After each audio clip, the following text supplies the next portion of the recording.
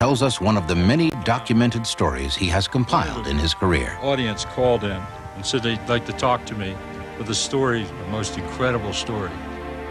You want any more coffee, huh? Oh, no, I'm fine, thanks. Okay. Do you know what time you're going to be home?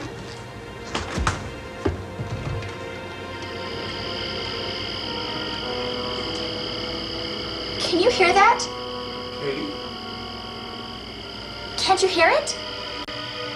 It's like crickets.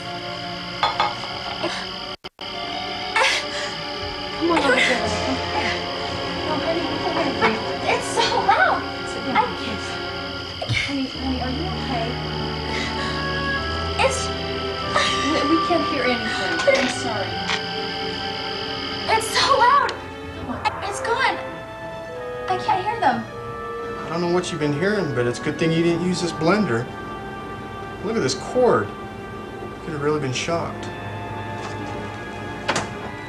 At that moment, it seemed like just a little thing, and over the next few days, the incident was completely forgotten. It was just another routine morning for the Gilder family, but all of that was about to change.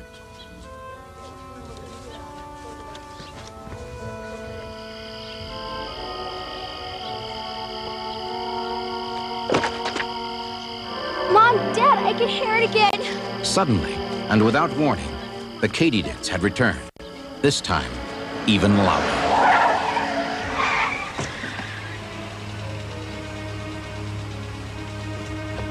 Are you all right? Yeah, I'm fine. But I'm sorry. That idiot just ran the stop sign. Sure glad no one was standing there. Yeah, me too. Sorry. You're okay? Yeah, I'm fine. Need any help? Oh, I'm fine, thanks. You okay? It's gone. I can't hear it anymore. They're gone. As suddenly as they had come, Yes. the crickets I'm fine. disappeared, Yes. and Katie went on to school. Were the Katydids just a product of her imagination? Why was she the only one who could hear them? These were questions that were never far from Frank Gilder's mind. He was acutely aware that both times his daughter heard the crickets, she had been saved from a potential disaster. Could these weird sounds be some kind of miraculous warning? Not long after Katie's last experience, Frank was at his job, which on this particular afternoon was just a routine maintenance check. Everything seemed to be working fine.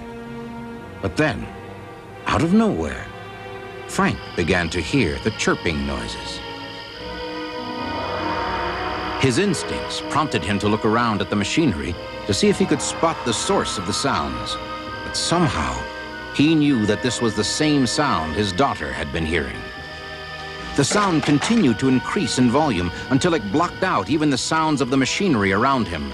Suddenly, he knew he had to get out of there. The sound and the feeling of danger that came with it propelled him toward an outside door, away from the power dynamo inside the station. Moments later, a giant transformer exploded, destroying everything inside the area Frank had been checking. Miraculously, the unexplainable Katydid sounds had driven Frank Gilder out of the station at the very moment it blew up. If he hadn't gotten out of there, he would surely have been killed. Neither Katie nor Frank Gilder could explain where the startling sound came from, nor why it just suddenly burst into their heads. But they are convinced the Katydids were a warning that saved both of them from serious injury, even death. Wherever the sounds came from, Katie and Frank both will tell you they were real, and they were really a miracle.